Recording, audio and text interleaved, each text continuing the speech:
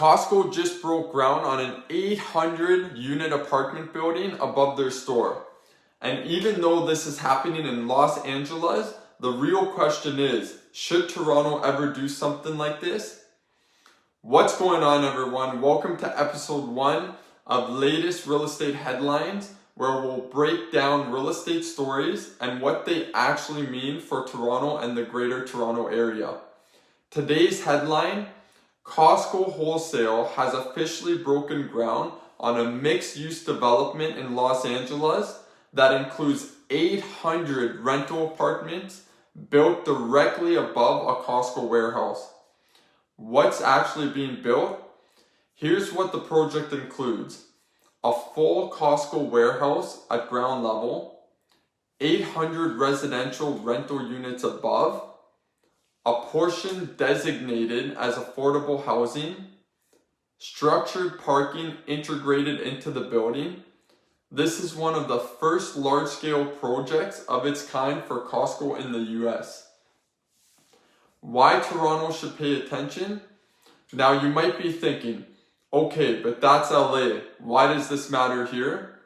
Because Toronto has a serious housing supply shortage, extremely expensive land, aging plazas and big box retail sites, massive surface parking lots.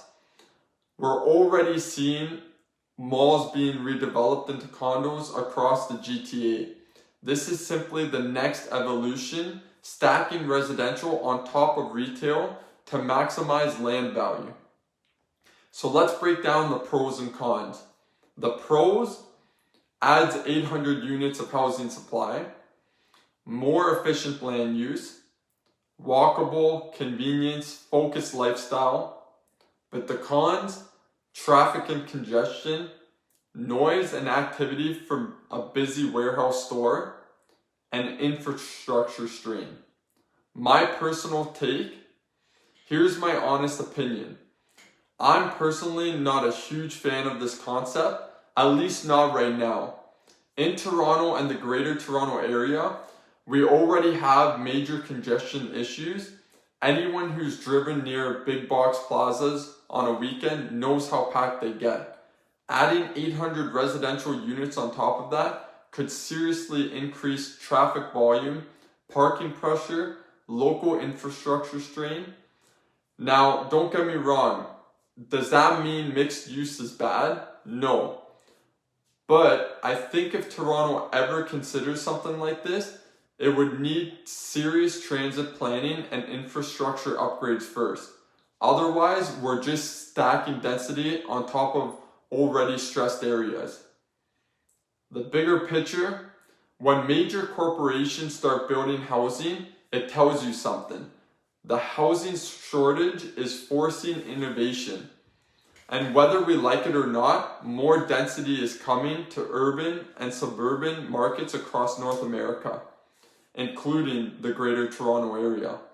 The question isn't if density increases, it's how we do it. In closing, I want to hear from you. Do you think Toronto should start building apartments above big box stores like Costco?